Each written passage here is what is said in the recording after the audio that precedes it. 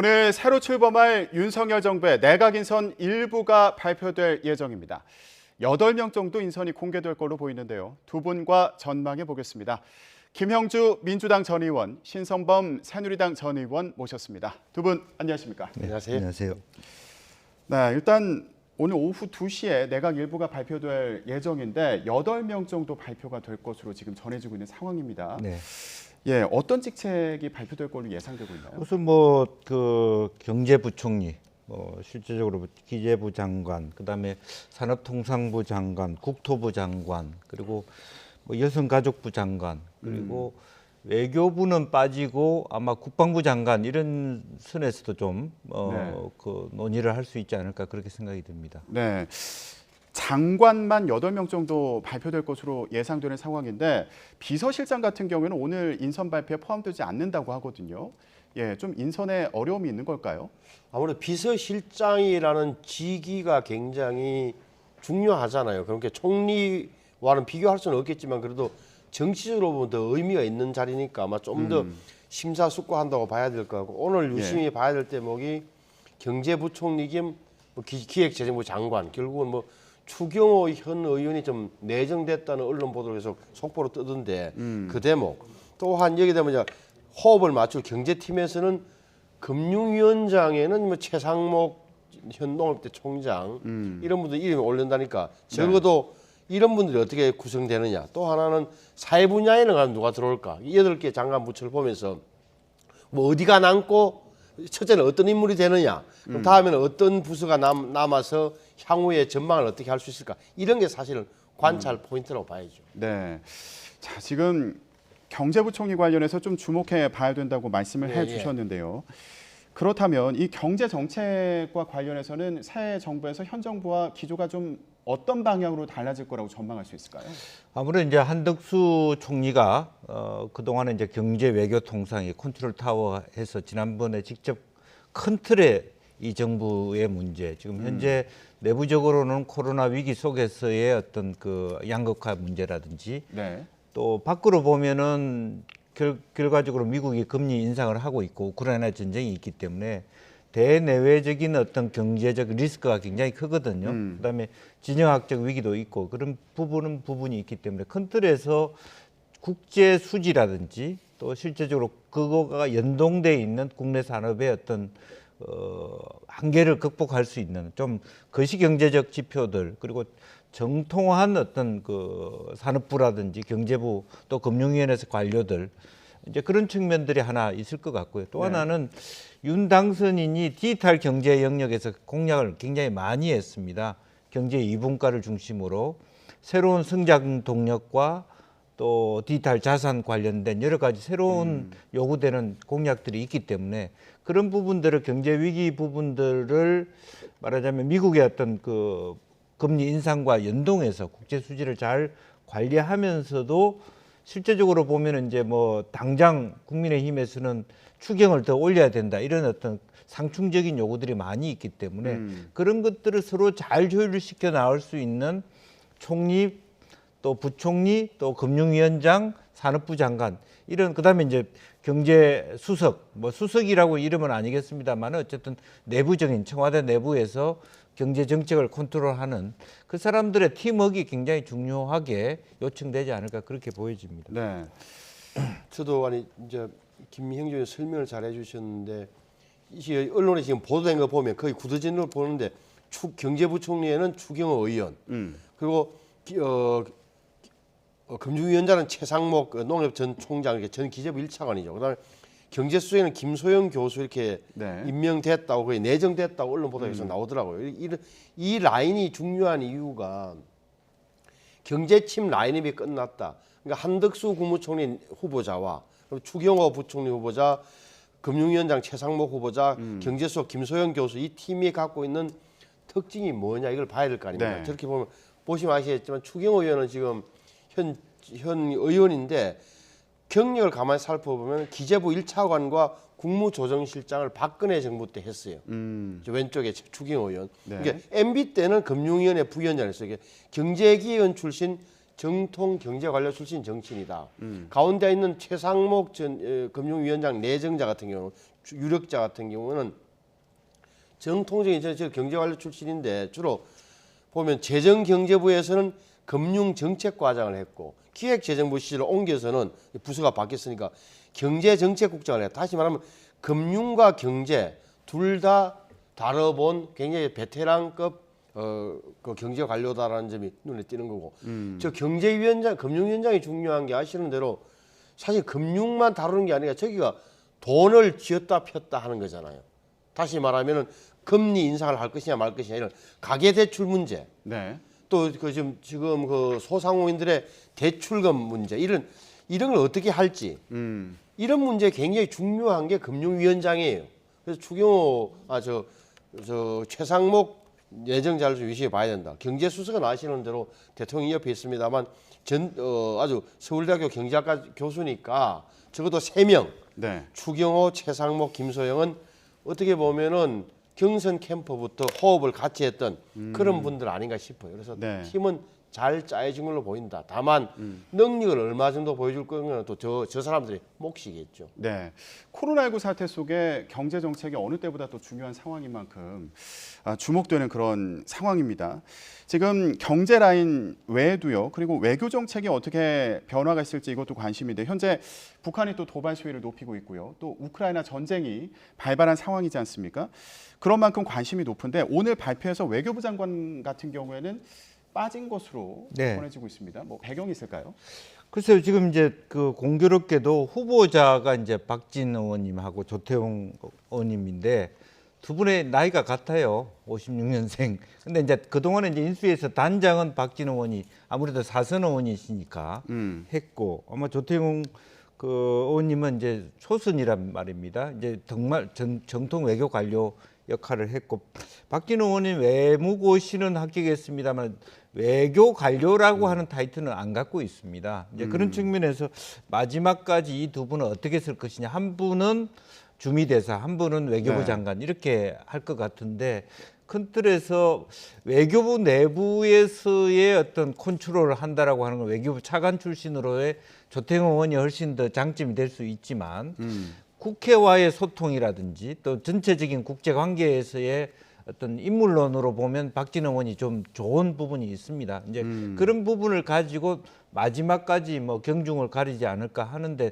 대체로의 관측은 박진 의원이 이제 장관을 하시고 조 의원님이 아마 주미대사나 이러한 역할을 할 수 있지 않을까 이렇게 조심스럽게 그렇게 예측할 수 있습니다만은 사실은 인선이라고 하는 것은 발표하기 뭐 1분 전에도 교체가 될 수 있는 부분이니까 네. 두고 봐야 될 문제가 네. 있습니다. 박진 의원 같은 경우에는 외교부 장관 후보자로 뭐 추측이 되고 있는 그런 상황이고요. 그리고 조태용 의원은 주미대사를 맡을 가능성이 크다 이렇게 알려진 상황인데 평가는 좀 어떻게 볼 수 있을까요? 그러니까 여기서 이제 외교 안보 라인에서 그래픽이 나왔습니다만 좀 굳어지는 것은 제가 볼 때는 국방부 장관의 이종섭 전 합동참모 차장, 국가안보실장의 김성한 전 외교부 차관, 요 두 분은 굳어지는 것 같고 말씀하셨다시피 박진 의원과 조태용 의원을 놓고는 한 사람은 외교부 장관, 한 사람은 주미대사냐, 아니면 국정원장이냐, 요 세 자리를 놓고 좀 어떻게 보면 그 구상 중에 있는 건 아닌가 싶어요. 그러니까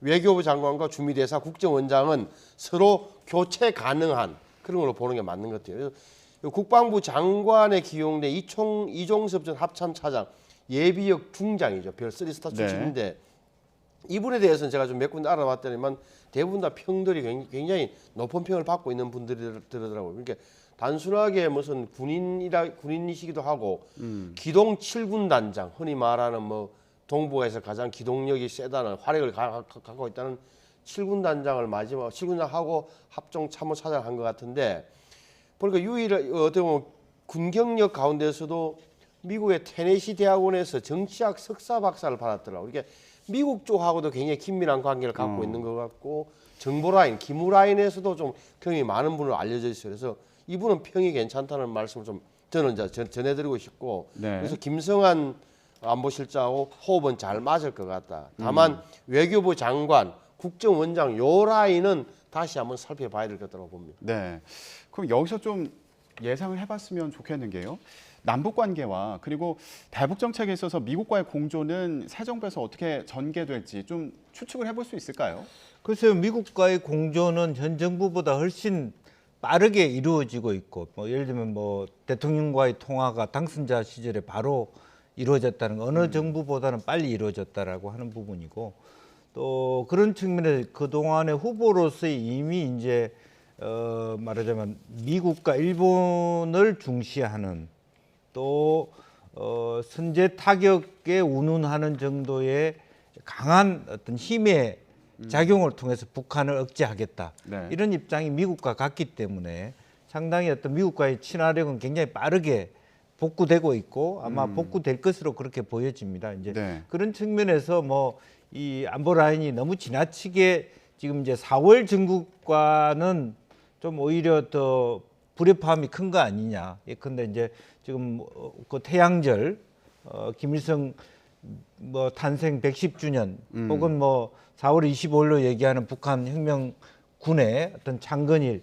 이런 것과 맞닿아서 말하자면 핵실험이라든지 도발이 가능성이 많은데 아마 4월 중에도 이와 같은 새로운 뭐 안보 라인의 위기 이런 것들이 말하자면 나타날 수 있지 않겠냐. 다만 이제 그런 부분이 아직 당선되고 취임하기 이전이기 때문에 아마 북한에서 유보되어 있는데 아마 5월 취임 이후에도 이런 도발들이 대대적으로 일어날 수 있는 부분이 있기 때문에 조금 더 이제 안보에 대한 어떤 위기나 또 안보의 중요성이 더 드러나지 않을까 뭐 네. 그렇게 보여집니다. 네. 저는 외교안보 라인에 굉장한 뭐랄까 도전에 딱 맞닥뜨려 보는 대목이 첫째는 북한일 테고 두 번째는 중국이고 세 번째는 일본이에요. 다시 말하면 북한은 계속 지금 뭐 자기들 스케줄에 따라서 국방력 이른바 무력을 강화하고 있는 태세고 우리를 이 정부를 한번 시험하러 들겠죠.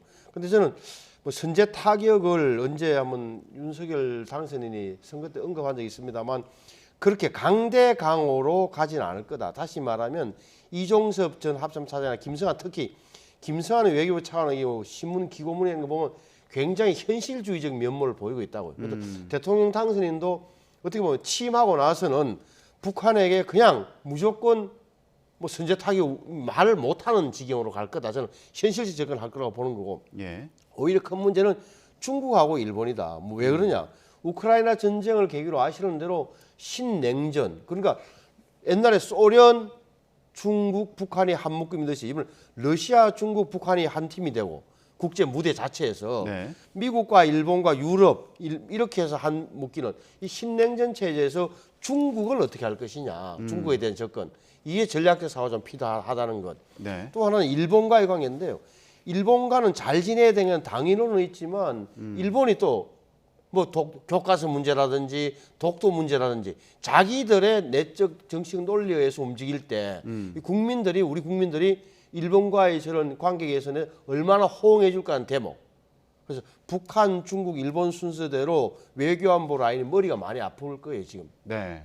그럼 미국과의 공조는 어떻게 전망을 해볼 수 있을까요? 미국과는 이게 지금 문재인 정부 시대에 가장 틀어진 게 한미 동맹의 완화 내지는 느슨함이었잖아요. 이 대목에 대해서는 온 국민이 불안해했다고요. 그럼 뭐 그게 이 대목에 대해서는 저는 이견이 없다고 봐요. 한미 동맹을 강화, 한미 동맹을 주축으로 한 무엇, 한중 관계, 한일 관계 이렇게 배치돼야 된다는 주축 개념은 저는 뚜렷하고 보기 때문에 큰 문제 없을 거라고 봐요. 네, 알겠습니다. 자, 외교안보 라인과 관련해서 얘기를 해봤는데 여기서 또 얘기를 해볼 수 있는 부분이 바로 통일부 장관 인선이거든요. 지금 어떤 얘기들이 나오고 있습니까? 지금 이제 그 전에는 권영세 원 통일부 장관 얘기가 나왔습니다만은 그 통일부 장관을 맡기기에는 물론 뭐 각 부처가 경중이 따로 있는 건 아니겠습니다만은 인물의 중요도, 이 인수위 자체의 인물의 중요도에 비해서 그 권영세 의원이 통일부 장관으로 가기에는 조금 겁이 너무 높다.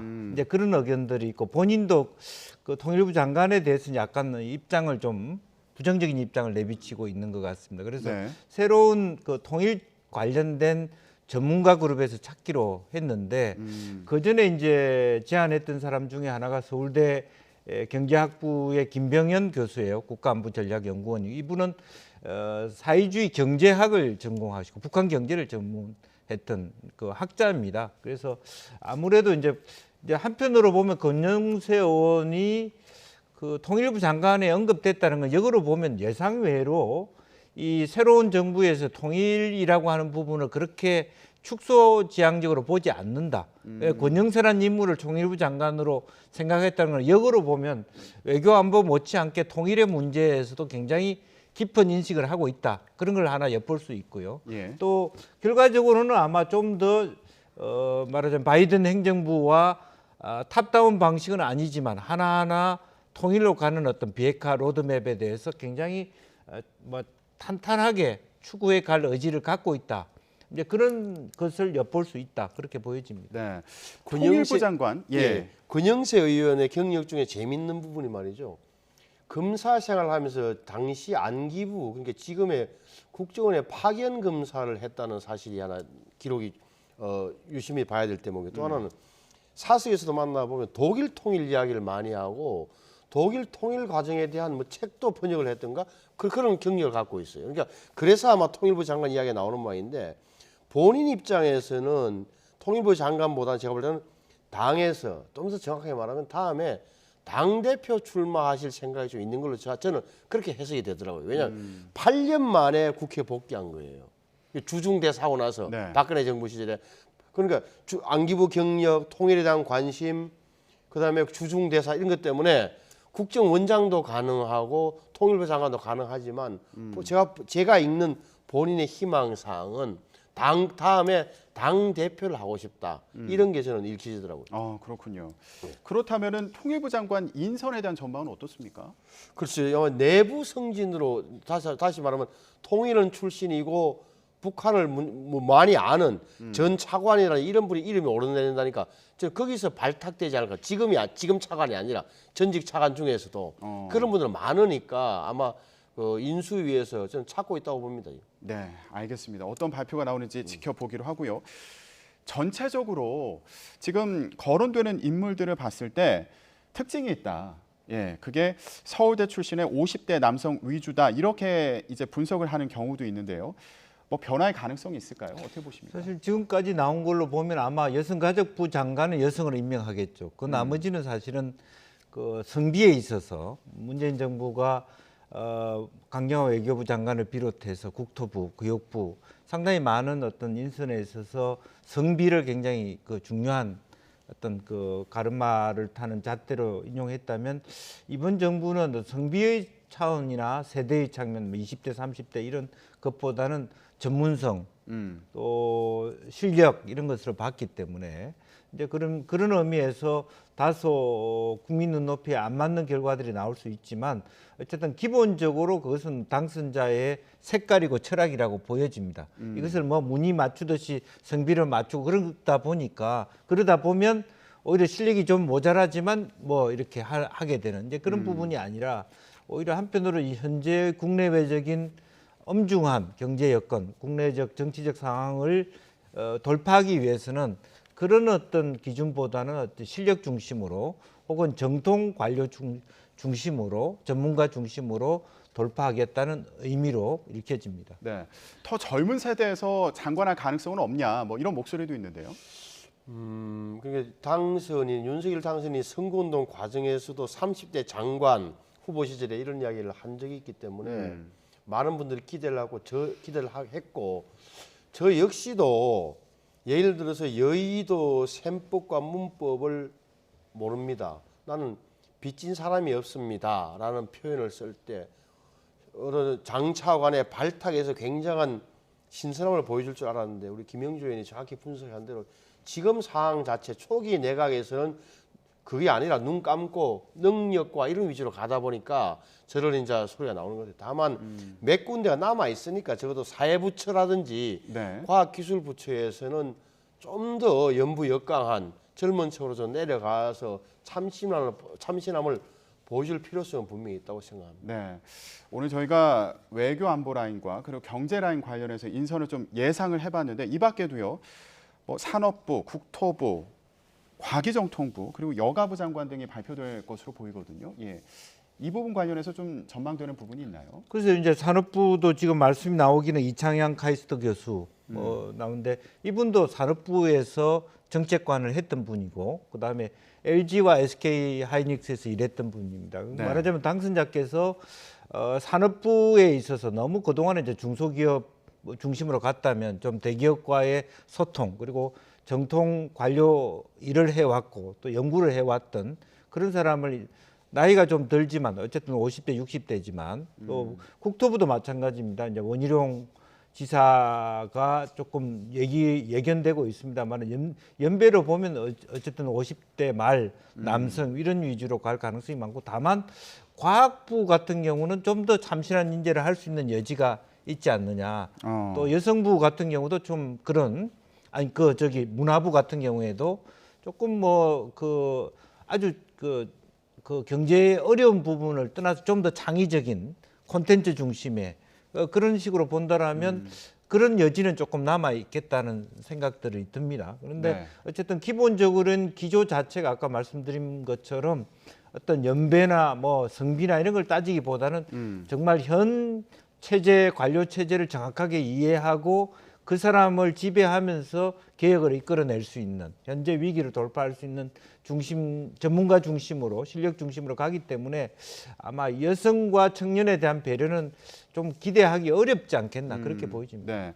의원님은 인선의 좀 특색을 예상해 본다면 어떻게 정리할 수 있을 것 같으세요? 우선 그 전에 보니까 여성가족부 장관의 김현숙 당선인 정책특보라고 속보가 뜨더라고요. 근데 요 대목은 좀 잘 봐야 된다. 김현숙 전 의원이죠. 19대 국회에서는 저하고 같이 있습니다만 어찌됐건 여기가 보면은 뭐 전문가냐면 박근혜 정부 때는 고용복지수석을 지냈어요. 그러니까 저출산하고 보육정책인의 전문가예요. 그래서 여기를 김현숙 전 의원을 김현숙 교수를 여성가족부에 보낸 걸 보면 여성가족부의 기능 중에서 저출산과 보육 분야를 남길 것인지 아니면 다른 이름을 바꿔서 어떻게 할 것인지 그 보건복지부와의 관계, 교육부와의 관계 여기에서 어떤 구상을 하고 있는지가 좀 궁금해지는 대목인데 어쨌든 김현숙 교수를 보낸 정책 특보를 보낸 거 보면 뭔가 좀 앞으로 구상될 저기 보건복지부 장관과의 인선을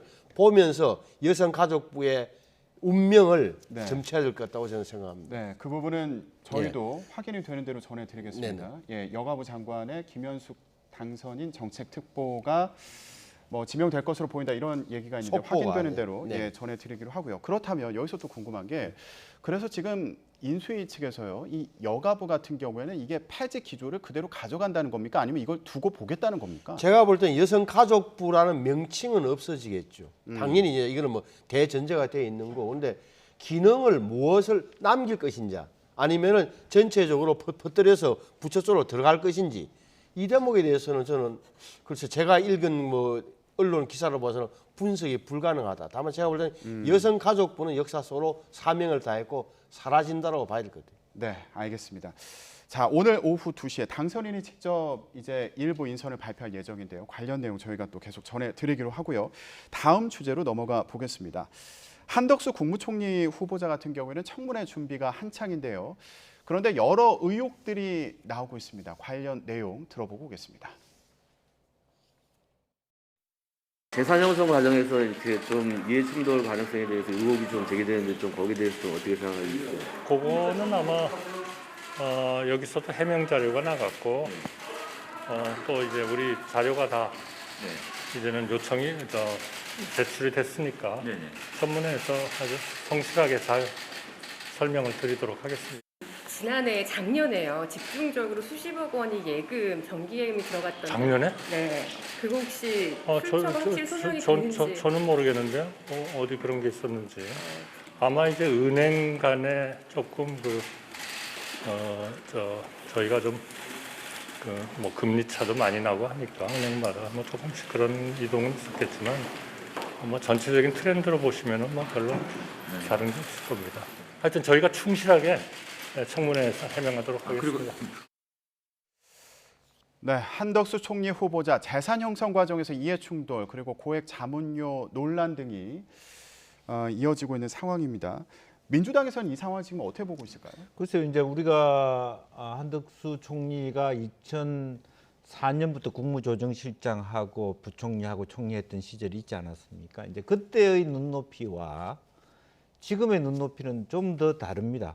지금보다 훨씬 그때보다 훨씬 국민들의 눈높이가 또 실제로 세상이 더 많이 밝아졌기 때문에 여러 가지 감춰놓고 은폐했던 부분에 대해서 조금 더 많이 들여다볼 수 있는 뭐 그전에는 규명되지 않았거나 지적되지 않았던 사항들이 과거의 일이라 하더라도 더 많이 지적되고 드러날 수 있는 가능성이 굉장히 많아졌다라는 측면이 있고 실제로 또 하나는 본인의 어떤 자산 형성 과정이 공직 이후에 더 많이 형성이 되었기 때문에 그런 부분에 대해서 조금 더 특히 김앤장의 고문료라든지 또 본인이 갖고 있는 그 건물에 대해서 본인과 이해 충돌이 될 수 있는 AT&T라든지 또 실제로 뭐 외국계 정유회사의 뭐 그 집의 집세라든지 또 본 장인으로부터 받았습니다마는 어떤 축소 신고했다든 여러 가지 과정들이 실제적으로 드러날 수 있고 또 하나는 그 동안에 지금 신고한 걸로 봤을 때 카드 사용액이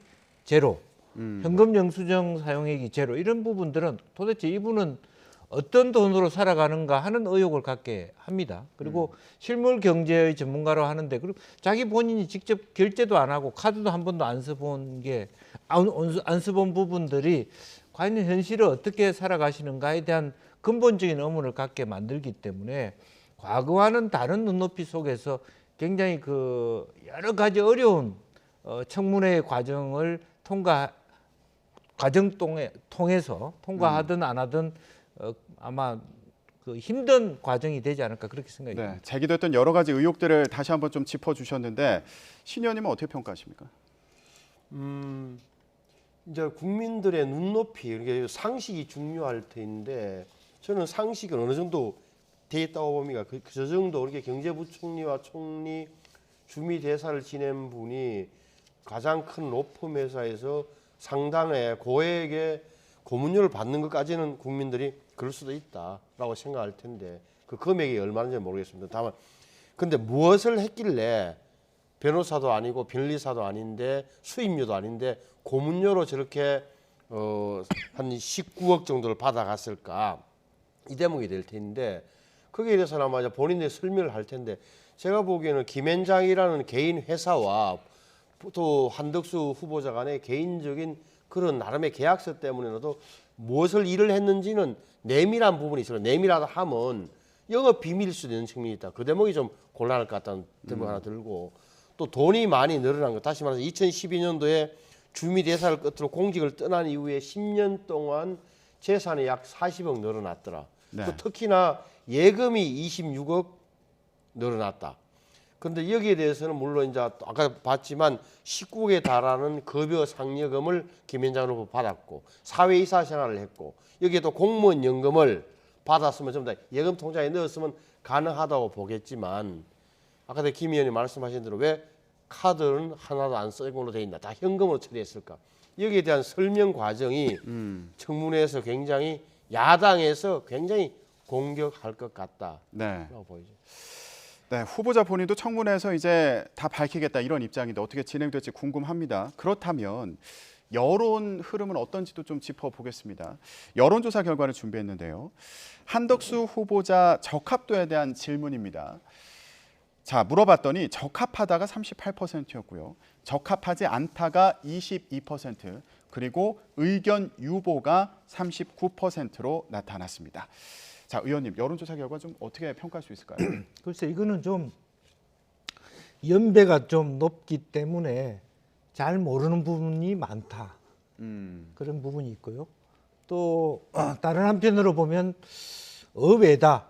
조금 더 네. 젊고 참신한 인재를 발굴할 줄 알았는데 과거에 역대 정부에 모두 일했던 분을 선택한 이유가 무엇인지 그런 의미에서 윤석열 당선자에게 기대했던 거하고 전혀 다른 안이 나오니까 실제적으로 적합하다와 더 많은 의견 유보가 있다라고 하는 겁니다. 그래서 어떤 면에서 무색무취의 총리 후보를 꺼낸 거 아닌가 이제 그런 측면에서 좀 그 확실하게 국민들이 이분을 잘 알지 못한다라는 게 하나 있고요. 또 이분이 잘할 것이라는 것은 흘러간 옛 노래를 지금 끌고 온다라는 그런 우려들이 국민 속에 있다는 거고, 또 하나는 현 정부의 새로 출범하는 정부의 국민의 지지율이 지지부진하다, 이런 것들이 겹쳐 나타나고 있는 현상이다, 그렇게 보여집니다. 네, 저희가 방금 들어온 소식이 있어서요. 먼저 전해드리겠습니다. 오늘 발표될 인선과 관련해서 앞서서 예상을 좀 해봤는데 윤석열 정부의 첫 국토부 장관의 원희룡 전 제주지사가 발탁됐다는 소식이 조금 전에 들어왔고요. 그리고 문체부 장관 후보자에는 언론인 출신 박보균 특별고문이 발탁됐다는 소식이 들어왔습니다.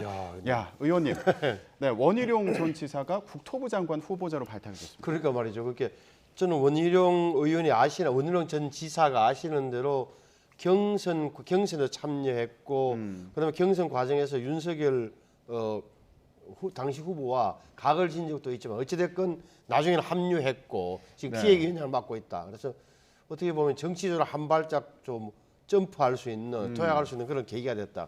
국토부 장관이 왜 국토부 장관일까는 좀 더 배경 설명을 들어봐야 되겠습니다. 네. 그리고 또 하나 눈에 띄는 대목은 이제 박보균 대기자, 중앙일보 편집인 출신인데요. 원래 문체부 장관의 강력한 후보군이 나경원 전 의원이었어요. 제가 듣기로도. 네.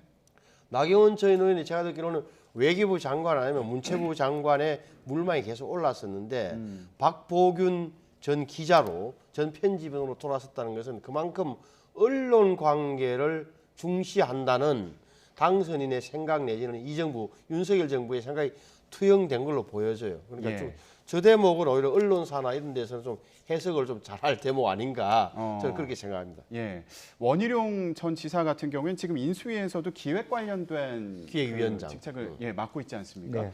근데 국토부 장관 후보자로 발탁된 배경은 뭐라고 해석을 해볼 수 있을까요? 글쎄요, 그동안은 이제 인수위 좀 지난 대선 과정에서 대장동 일타 강사 뭐 이런 부분들이 있었기 때문에 뭐 대장동이어서가 아니라 그나마도 도지사를 하면서 말하자면 부동산 문제라든지 이런 현실적으로 행정적으로 그런 부분을 알고 또 앞으로 지금 이제 주택 문제가 굉장히 중요한데 그 주택 문제 자체를 국토부 내부 인사보다 훨씬 더 지방자치라고 하는 국토부라는 그 군안 자체를 지역균형 발전과 연동해서 당선자가 생각하고 있지 않느냐. 네. 최근에도 보니까 이제 지방 중심이라고 하는 게 굉장히 중요하다라고 하고 국토균형 발전의 문제, 그리고 실제적으로 국토 부동산 정책이라든지 또 재개발 재건축 관련된 어떤 케이스에 대한 이해도가 원희룡 전 지사가 높다. 그렇게 당선자가 판단하고 있지 않나, 그렇게 보여집니다. 네, 대선 과정에서 대장동 일타 강사로 활약했던 점과 그리고 지자체장으로서의 경험이 좀 배경으로 작용한 거 아니냐, 이런 설명을 해주셨는데 오후 2시에 이제 공식 발표가 있을 테니까요. 그때 그 배경에 대해서도 알 수 있겠죠. 예. 자, 오늘 말씀 여기까지 듣겠습니다. 김영주 민주당 전 의원, 신성범 새누리당 전 의원과 함께 얘기 나눴습니다. 두 분 고맙습니다.